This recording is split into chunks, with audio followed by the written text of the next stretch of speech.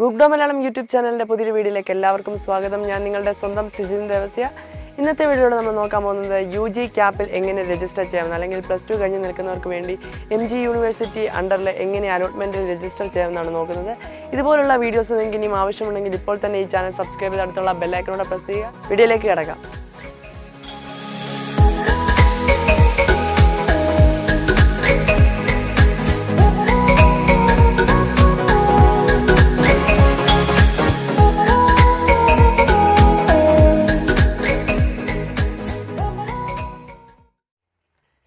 നമ്മുടെ എല്ലാ കോളേജുകളും പ്രവർത്തിക്കുന്നത് ഒരു യൂണിവേഴ്സിറ്റിയുടെ അണ്ടറിലായിരിക്കും. MGU യൂണിവേഴ്സിറ്റി, കേരള യൂണിവേഴ്സിറ്റി, അങ്ങനെ ഒത്തിരി യൂണിവേഴ്സിറ്റികളുണ്ട്.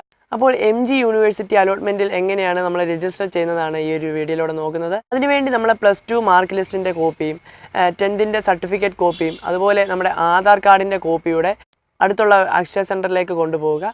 അതിനുശേഷം അവരോട് പറയുക MGU ക്യാപ്പിൽ രജിസ്റ്റർ ചെയ്യാനാണെന്ന്. അവർ നമ്മുടെ ആ ഒരു സർട്ടിഫിക്കറ്റ് നോക്കിയതിന് ശേഷം നമ്മുടെ എല്ലാ ഡീറ്റെയിൽസും അതിൽ എൻ്റർ ചെയ്യും. +2 NSSലോ NCCക്കോ ഉണ്ടെങ്കിൽ ആ ഒരു ഓപ്ഷനിലൂടെ അവർ ടിക്ക് ചെയ്യുന്നതായിരിക്കും. അതിനുശേഷം അവർ യൂണിവേഴ്സിറ്റിക്ക് 750 രൂപ, ഈ വർഷത്തെ കണക്കനുസരിച്ച് 750 രൂപ ഫീസ് അവർ കെട്ടിവയ്ക്കും.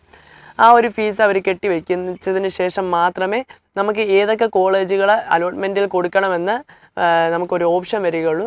അപ്പോൾ അതിനുശേഷം നമ്മൾ അലോട്ട്മെൻറ്റ് കൊടുക്കാനുള്ള കുറച്ച് ലിസ്റ്റ് വരും, അല്ലെങ്കിൽ കുറച്ച് കോളേജുകൾ വരും. അപ്പോൾ നമ്മൾ ഏത് കോഴ്സാണ് സെലക്ട് ചെയ്യേണ്ടതെന്ന് തിരഞ്ഞെടുക്കുക. അതിനുശേഷം ആ ഒരു കോഴ്സ് അവൈലബിൾ ആയിട്ടുള്ള കോളേജുകളെ സെലക്ട് ചെയ്യുക. അപ്പോൾ നമ്മൾ ശ്രദ്ധിക്കേണ്ട കാര്യമാണ് എയ്ഡഡ് കോളേജും അതുപോലെ തന്നെ സെൽഫ് ഫിനാൻസിങ് കോളേജുമുണ്ട്.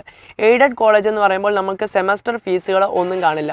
6 മാസം കൂടുമ്പോഴായിരിക്കും ഓരോ സെമസ്റ്റർ കഴിയുക. അപ്പോൾ സെമസ്റ്ററിനൊന്നും ഫീസ് കൊടുക്കേണ്ടി വരില്ല. ഡിഗ്രി കോഴ്സുകളൊക്കെ ആണെങ്കിൽ 3 വർഷമുള്ള കോഴ്സുകളൊക്കെ ആണെങ്കിൽ ഒരു സെമസ്റ്റർ പോലും പൈസ കൊടുക്കാതെ നമുക്ക് പഠിക്കുവാൻ കഴിയും. എന്നാൽ സെൽഫ് ഫിനാൻസിങ് കോളേജ് ആണെങ്കിൽ നമുക്ക് അലോട്ട്മെൻറ്റിൽ കിട്ടിയാൽ പോലും അവിടെ 6 മാസം കൂടുമ്പോൾ ഒരു സെമസ്റ്ററിൽ 10,000 രൂപ വെച്ചാണെങ്കിൽ പോലും നമ്മൾ 60,000 രൂപ 6 സെമസ്റ്റർ ഉണ്ട്. അപ്പോൾ 60,000 രൂപ കൊടുക്കേണ്ടി വരും. പ്ലസ് അതിൻ്റെ കൂടെ നമുക്ക് വേറെ എന്തെങ്കിലുമൊക്കെ ഫീസ് കൂടെ ആവുകയാണെങ്കിൽ ഒരു 70,000-80,000 രൂപ എങ്കിലും നമുക്ക് ചിലവാകുന്നതായിരിക്കും സെൽഫ് ഫിനാൻസിങ് കോളേജുകളിൽ. എയ്ഡഡ് കോളേജുകൾ ആദ്യം നമ്മളെ ലിസ്റ്റിൽ ഉൾപ്പെടുത്തുവാൻ ശ്രമിക്കുക. അതാണ് നമ്മൾ ആദ്യമായിട്ട് ചെയ്യേണ്ടത്. അപ്പോൾ നമ്മൾ ആദ്യം അവിടെ ചെയ്യുന്നത് കോഴ്സ് കാറ്റഗറി നമ്മൾ തിരഞ്ഞെടുക്കുക എന്നതാണ്. BCom ആണ് എടുക്കുന്നതെങ്കിൽ BCom വിത്ത് CA, അല്ലെങ്കിൽ വിഷ്വൽ എഫക്ട്സ് ആണ് എടുക്കുന്നതെങ്കിൽ വിഷ്വൽ എഫക്ട്സ്. അതിനുശേഷം കോളേജ് സെലക്ട് ചെയ്യാനുള്ള ഒരു കോളം വരും. ആ ഒരു ഇതിനകത്തിൽ നമുക്ക് എയ്ഡഡ് അല്ലെങ്കിൽ നോൺ എയ്ഡഡ് കോളേജുകൾ സെലക്ട് ചെയ്യാൻ കഴിയും. അപ്പോൾ അതിൻ്റെ തൊട്ട് ഇങ്ങേപ്പുറത്തായിട്ട് സെൽഫ് ഫിനാൻസിങ് അല്ലെങ്കിൽ എയ്ഡഡ് എന്ന് പറഞ്ഞ ഒരു ഇതുകൂടെ വരുന്നതായിരിക്കും. നമുക്ക് ആ ഒരു ഇതിനകത്ത് കാണുമ്പോൾ മനസ്സിലാവും സെൽഫ് ഫിനാൻസിങ് ആണോ അതോ എയ്ഡഡ് ആണോ എന്ന് നമുക്ക് അതിനകത്തിലൂടെ മനസ്സിലാവുന്നതായിരിക്കും. ഈ കോളേജുകൾ സെലക്ട് ചെയ്യുമ്പോൾ ഒരു ലിമിറ്റേഷൻസും ഇല്ല. 10, 12, 15 കോളേജുകൾ നമുക്ക് സെലക്ട് ചെയ്യാവുന്നതാണ്.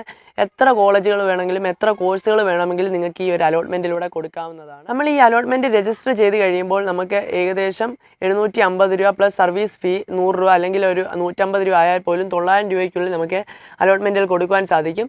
ഇത് രജിസ്റ്റർ ചെയ്ത് കഴിയുമ്പോൾ നമ്മുടെ ഫോണിലേക്ക് ഒരു മെസ്സേജ് വരും. ആ ഒരു മെസ്സേജിൽ നമ്മുടെ രജിസ്റ്റർ നമ്പറും അലോട്ട്മെൻറ്റിൻ്റെ രജിസ്റ്റർ നമ്പറും അതുപോലെ തന്നെ നമ്മുടെ പാസ്വേഡുമായിരിക്കും അതിനകത്തിൽ ഉൾപ്പെടുന്നത്. ഇത്രയേ ഉള്ളൂ.